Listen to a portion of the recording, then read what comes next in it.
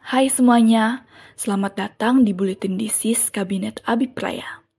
Pada edisi bulan Juni ini, kita akan membahas tentang parotitis epidemika atau yang lebih dikenal dengan istilah MAMS atau gondongan. Parotitis adalah sebuah penyakit yang disebabkan karena inflamasi pada kelenjar saliva parotis.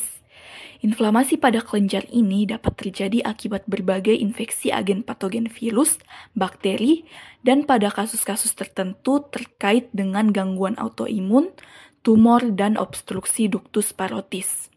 Untuk parotis epidemika atau MAMS adalah parotis yang disebabkan infeksi virus MAMS dan sering menimbulkan epidemi dalam komunitas. Berdasarkan penelitian di Amerika Serikat, insiden MAMS menurun setelah era 1960 ketika vaksinasi mulai diberlakukan, hingga berhasil mencapai penurunan insiden 99,9% dibandingkan era sebelum vaksinasi pada 2001.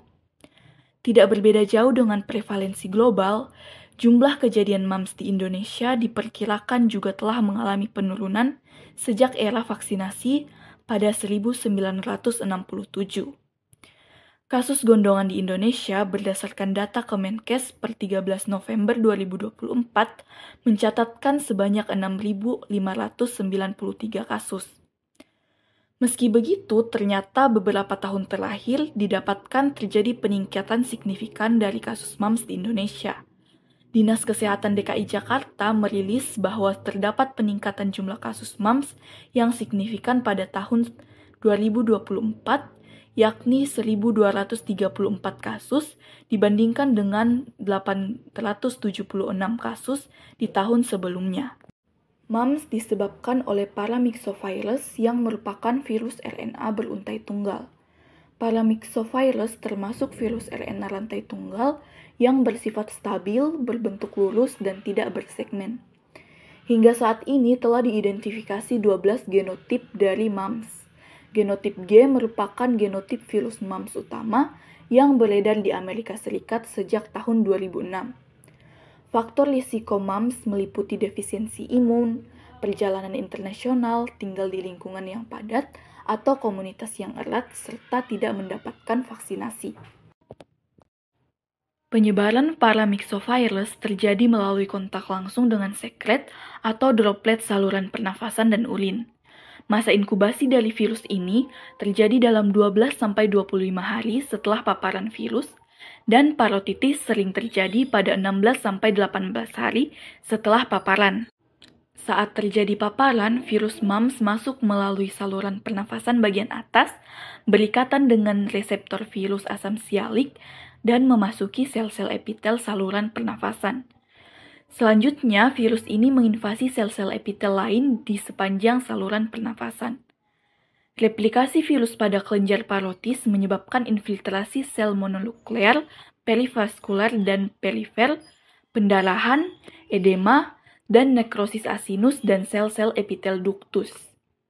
Selama fase akut, virus ini bisa saja menyebar ke kelenjar limfe regional, menyebabkan fase viremia, yang dapat menyebabkan komplikasi berupa infeksi pada susunan saraf pusat, jantung, ginjal, dan organ reproduksi.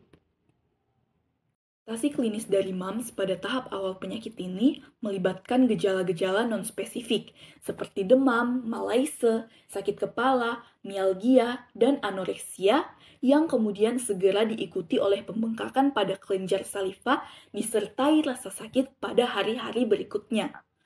Pembengkakan parotis biasanya bilateral, tetapi pembengkakan unilateral dapat juga terjadi. Pembengkakan parotis ini muncul sebagai peradangan yang menyakitkan pada area cuping telinga dan sudut mandibula. Selain itu, mukosa ductus tension seringkali merah dan bengkak bersama dengan keterlibatan kelenjar submaksila dan submandibular. Peradangan kelenjar paling sering muncul tetapi kemudian mereda dalam waktu 1 minggu.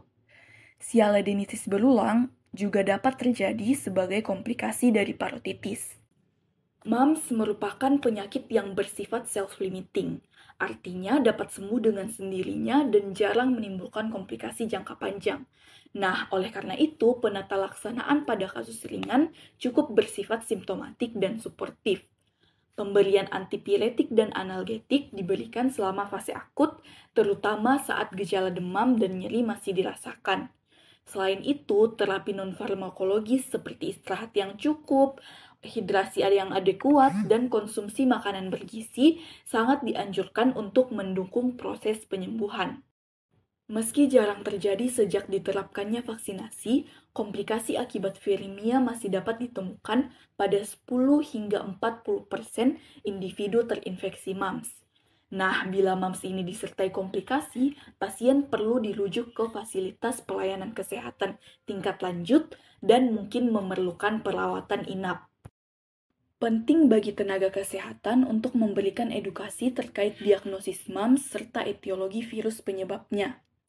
Individu yang diketahui kontak erat dengan penderita dan menunjukkan gejala infeksi saluran nafas atas non-spesifik dianjurkan menghentikan aktivitas di sekolah, tempat kerja, atau kegiatan sosial hingga hari kelima setelah munculnya gejala parotitis. Hal ini disebabkan karena sepertiga dari infeksi MAMS dapat bersifat subklinis, namun tetap berpotensi menularkan virus ke orang lain. Tindakan pencegahan individual seperti mencuci tangan dan menggunakan masker juga sangat dianjurkan khususnya di ruang publik. Hal ini untuk mencegah penularan droplet yang berasal dari saluran nafas atas. Selain itu, penting untuk menginformasikan manfaat vaksinasi MMR dalam mencegah wabah. Di Indonesia, jadwal vaksinasi MMR untuk anak-anak terdiri dari 2 dosis. Dosis pertama pada usia 12-18 bulan dan dosis kedua pada usia 5-7 tahun. Untuk dewasa yang belum menerima vaksin pada masa kanak-kanak, 2 dosis MMR tetap dianjurkan dengan jarak minimal 28 hari antar dosis. Vaksinasi juga masih dapat diberikan meskipun individu telah terpapar virus MAMS.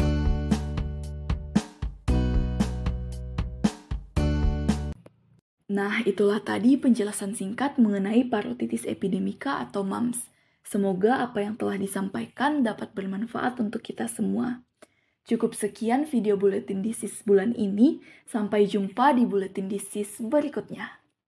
Bye-bye!